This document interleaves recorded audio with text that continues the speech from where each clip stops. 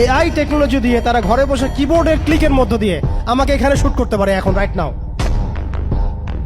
নাও আমরা কিছু করতে পারবো না এবং আমাদের কোনো প্রতিরক্ষা ব্যবস্থা নাই। আপনি কোথায় বসে আছেন ওইখানে আপনাকে শুট করা সম্ভব। প্রযুক্তি এমন জায়গায় নিয়ে গেছে তারা। আপনি মুসলিম কান্ট্রিগুলোর অবস্থা দেখেন। আমরা বাংলার জমিনে দিন কায়েমের কথা বলছি, বাংলার জমিনের ল্যাকিংসগুলো আপনি ফাইন্ড আউট করেন। আমাদের কি আকাশ নিরাপদ? সমুদ্র কি নিরাপদ? আমাদের কি মিসাইল আছে? ক্ষেপণাস্ত্র ব্যবস্থা আছে?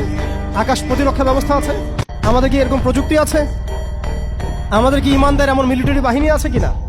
অনেক বিষয় আছে যেগুলো নিয়ে আমাদেরকে ভাবতে হবে। নাই, এটা হতাশার কোনো কারণ না।